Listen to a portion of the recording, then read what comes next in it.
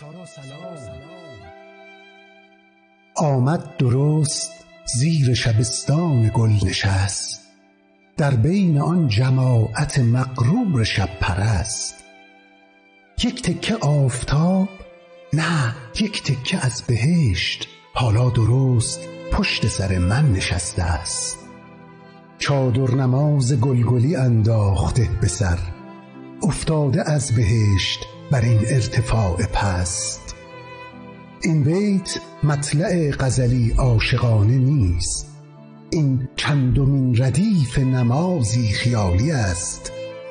گلدسته اذان و من و های های های، الله اکبر و انا فی کل واد مست.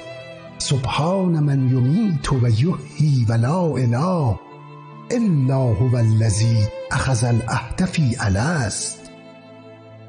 یک پرده باز پشت همین بیت می کشیم، او فکر می کنیم در این پرده مانده است. سارا سلام، اشهد ان لا اله، تو با چشمهای سرمه‌ای ان لا اله مست.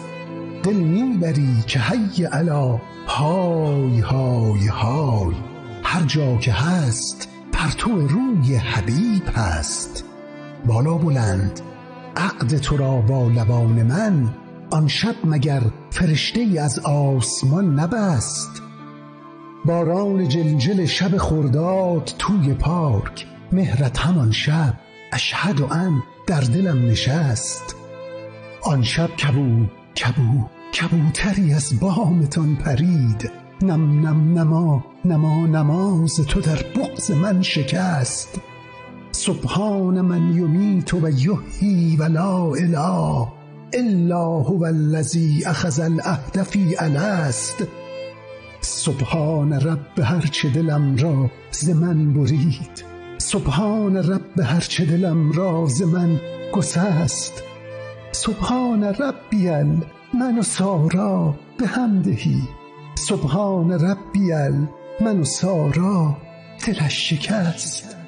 سبحان ربی من و سارا به هم رسید، سبحان تا به کی من و او دست روی دست.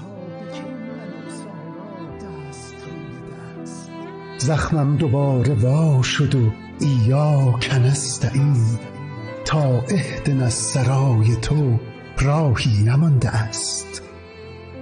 یک پرده باز بین من و او کشیدند، سارا گمانم آن طرف پرده مانده است.